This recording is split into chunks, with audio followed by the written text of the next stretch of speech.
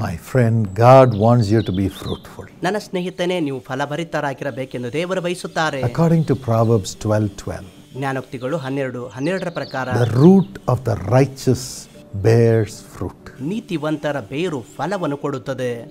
God wants you to be strongly and deeply established. ನೀವು ಬಹಳ ಬಲವಾಗಿ ಮತ್ತು ಆಳವಾಗಿ ಸ್ಥಾಪಿಸಲ್ಪಡಬೇಕೆಂದು ದೇವರು ಬಯಸುತ್ತಾರೆ. David says, I have set the Lord before me. ದಾವೀದನು ಹೇಳುತ್ತಾನೆ, ನಾನು ದೇವರನ್ನು ನನ್ನ ಎದುರಿಗೆ ಇಟ್ಟುಕೊಂಡಿದ್ದೇನೆ.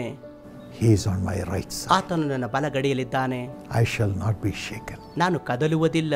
Psalm 16:8. ಕೀರ್ತನೆ 16:8ರಲ್ಲಿ God will keep you strongly established. ನೀವು ಬಲವಾಗಿ ಸ್ಥಾಪಿಸಲ್ಪಡುವಂತೆ ದೇವರು ನಿಮ್ಮನ್ನು ಇರಿಸುತ್ತಾನೆ. The winds may blow and the earth may shake, you will never fall.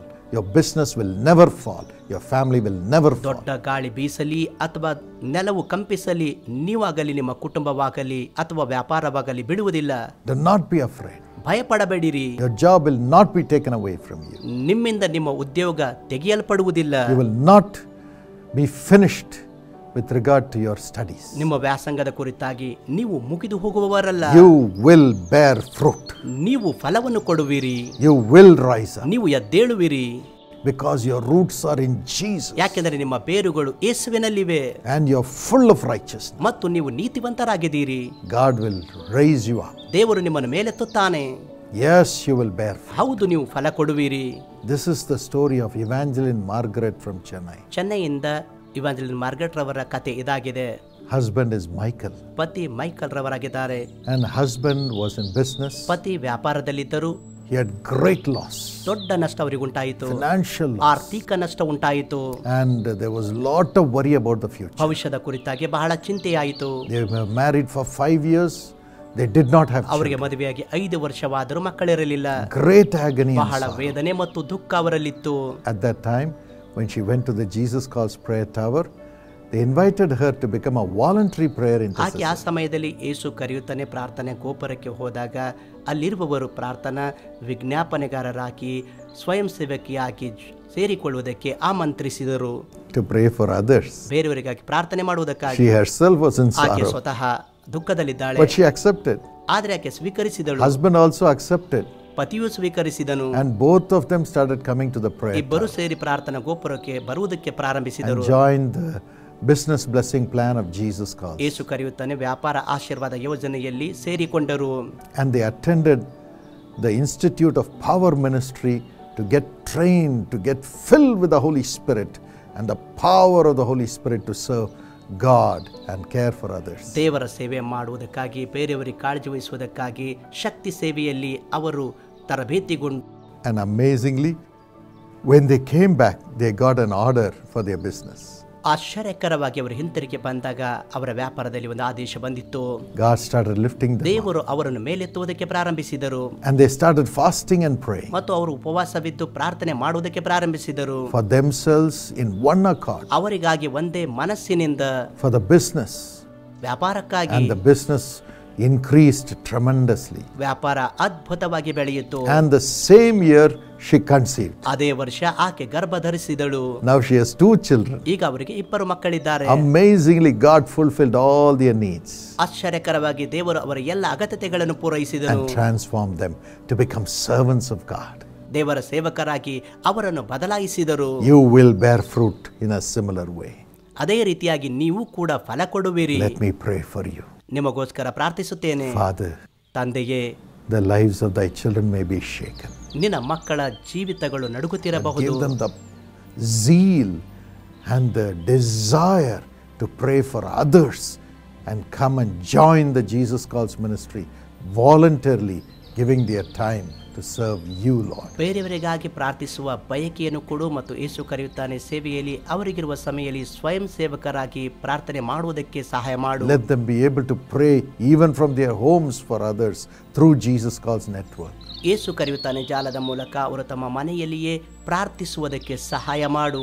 And as they do it, Lord, ಕರ್ತನೆ, ಅವರು ಹಾಗೆ ಮಾಡುವಾಗ let thy Holy Spirit flow into them ನಿನ್ನ ಪವಿತ್ರಾತ್ಮನು ಅವರಲ್ಲಿ ಹರಿಯಲಿ and give back everything that they have lost. ಅವರು ಕಳೆದುಕೊಂಡ ಎಲ್ಲವನ್ನು ಹಿಂತಿರುಗಿ ಕೊಡು. Let them prosper in the business. ಅವರ ವ್ಯಾಪಾರದಲ್ಲಿ ಅಭಿವೃದ್ಧಿ ಕೊಡು. Prosper in the job. ಉದ್ಯೋಗದಲ್ಲಿ ಅಭಿವೃದ್ಧಿ. Prosper in the family, having children. ಕುಟುಂಬದಲ್ಲಿ ಮಕ್ಕಳನ್ನು ಕೊಡುವುದರ ಮೂಲಕ ಅಭಿವೃದ್ಧಿ. Prosper in the studies. ವ್ಯಾಸಂಗದಲ್ಲಿ ಅಭಿವೃದ್ಧಿ. Prosper with good health. ಒಳ್ಳೆ ಆರೋಗ್ಯದಿಂದ ಅಭಿವೃದ್ಧಿ ಪಡಿಸು. Let miracles happen, Lord. ಅವರಿಗಾಗಿ ಅದ್ಭುತ ಮಾಡು. Do it for them, Lord. ಅವರಿಗಾಗಿ ಮಾಡು. Bless them. ಆಶೀರ್ವದಿಸು. In Jesus' name. ಯೇಸುವಿನ ನಾಮದಲ್ಲಿ. Amen. ಆಮೆನ್. My friend, ನನ್ನ ಸ್ನೇಹಿತನೇ, you can get trained in the Partners Training Program to connect with God in prayer. In every prayer tower, this is being offered.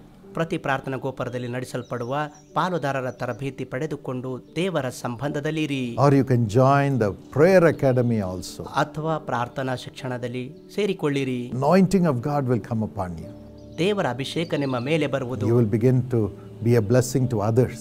ಬೇರೆಯವರಿಗೆ ನೀವು ಆಶೀರ್ವಾದವಾಗುವಿರಿ. No point in sitting and crying over your problems. Come and serve the Lord. ನಿಮ್ಮ ಸಮಸ್ಯೆ ನೋಡಿ ಅಳುತ್ತಾ ಕೂತುಕೊಳ್ಳಬೇಡಿ. ನೀವು ಬಂದು ದೇವರ ಸೇವೆ When ಮಾಡಿರಿ. you go back, every problem would have gone. You will prosper. ನೀವು ಹಿಂತಿರುಗಿ ಹೋಗುವಾಗ ಎಲ್ಲ ಸಮಸ್ಯೆಗಳು ಹೋಗಿ ನೀವು ಅಭಿವೃದ್ಧಿ ಹೊಂದುವಿರಿ. You can do this voluntarily whenever you have time each week. ನಿಮಗೆ ಸಮಯವಿರುವಾಗ ಪ್ರತಿ ವಾರ ಇದನ್ನು ಸ್ವಯಂ ಆಗಿ ನೀವು ಮಾಡಬಹುದು. Or if you have the computer system in your home, you can connect with Jesus Calls Prayer Tower Network and you can receive the calls and pray for others right from your home. ನಿಮ್ಮ ಮನೆಯಲ್ಲಿ ಗಣಕ ಯಂತ್ರ ವ್ಯವಸ್ಥೆ ಇರುವುದಾದರೆ ಯೇಸು ಕರೆಯುತ್ತಾನೆ ಜಾಲದಿಂದ ನೀವು ನಿಮ್ಮ ಮನೆಯಲ್ಲಿಯೇ ಬೇರೆಯವರಿಗಾಗಿ ಪ್ರಾರ್ಥಿಸಬಹುದು. We will train you. ನಿಮಗೆ ನಾವು ತರಬೇತಿಗೊಳಿಸುತ್ತೇವೆ. Call this number that's on the screen and they will guide you. ಪರದೆಯ ಮೇಲೆ ಕಾಣುವ ಸಂಖ್ಯೆಗೆ ಕರೆ ಮಾಡಿರಿ. ಅವರು ನಿಮಗೆ ಮಾರ್ಗದರ್ಶನ Tell them, ನೀಡುವರು. I want to serve the Lord through Jesus Call. ಯೇಸು ಕರೆಯುತ್ತಾನೆ ಸೇವೆಯ ಮೂಲಕ ನಾನು ಕರ್ತನ ಸೇವೆ ಮಾಡುತ್ತೇನೆ ಎಂದು ಅವರಿಗೆ ಹೇಳಿರಿ. God will bless you. ದೇವರು ನಿಮ್ಮನ್ನು ಆಶೀರ್ವಾದ ಮಾಡು. My precious friend, ನನ್ನ ಅಮೂಲ್ಯ ಸ್ನೇಹಿತನೇ, we are going to have a prayer get together at Bethesda Prayer Center at Karunya Nagar, which is in Coimbatore. ಕೊಯಂಬತ್ತೂರಿನಲ್ಲಿರುವ ಕಾರುಣ್ಯ ನಗರದಲ್ಲಿ ಇರುವ ಬೆಥೆಸ್ದಾ ಕೇಂದ್ರದಲ್ಲಿ ನಾವು ಪ್ರಾರ್ಥನೆ ಕೂಟ ನಡೆಸಲಿದ್ದೇವೆ.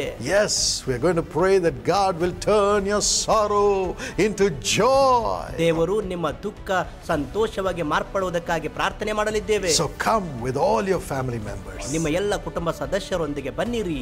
Let God wipe away their tears and do miracles. ದೇವರು ನಿಮ್ಮ ಕಣ್ಣೀರನ್ನು ಒರೆಸಿ ನಿಮಗಾಗಿ ಅದ್ಭುತಗಳನ್ನು ಮಾಡುವುದಕ್ಕಾಗಿ We lay hands on everyone who comes and pray for them in the name of Jesus. ಇಲ್ಲಿ ಬರುವ ಪ್ರತಿಯೊಬ್ಬರಿಗಾಗಿ ಅವರ ಮೇಲೆ ಕೈಯನ್ನಿಟ್ಟು ಯೇಸುವಿನ ನಾಮದಲ್ಲಿ ಪ್ರಾರ್ಥಿಸುತ್ತೇವೆ. The hand of Jesus will come upon you. ಯೇಸುವಿನ ಹಸ್ತ ಅವರ ಮೇಲೆ ಬರುತ್ತದೆ.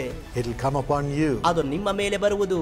And you will go back with your sorrow turned into joy. ನಿಮ್ಮ ದುಃಖವು ಆನಂದಕ್ಕೆ ಬದಲಾಗಿ ಹಿಂತಿರುಗಿ ಹೋಗುವಿರಿ. You can come and stay there. ನೀವು ಅಲ್ಲಿ ಬಂದು ತಂಗಬಹುದು. Food facilities are available. ಊಟದ ಸೌಲಭ್ಯಗಳು ಲಭ್ಯವಿವೆ. Transport facilities are available from the city of Coimbatore. Coimbatore ನಗರದಿಂದ ಸಾರಿಗೆ ವ್ಯವಸ್ಥೆ ಕೂಡ ಲಭ್ಯವಿದೆ. Just come. ಅದಕ್ಕಾಗಿ ಬನ್ನಿರಿ. Call the number on the screen and they'll give you all the information. ಪರದೆಯ ಮೇಲೆ ಕಾಣುವ ಸಂಖ್ಯೆಗೆ ಕರೆ ಮಾಡಿರಿ. ಎಲ್ಲ ಮಾಹಿತಿ ಅವರು ನಿಮಗೆ ಕೊಡುವರು. ಕಾರುಣ್ಯ ನಗರದಲ್ಲಿ ನಡೆಯುವ ಬೆಥೆಸ್ದಾ ಆಶೀರ್ವಾದ ಕೂಟಕ್ಕೆ ಡಾಕ್ಟರ್ ಪಾಲ್ ದಿನಕರನ್ ಮತ್ತು ಅವರ ಕುಟುಂಬವು ನಿಮಗೆ ವೈಯಕ್ತಿಕ ಆಹ್ವಾನವನ್ನು ನೀಡಿದೆ.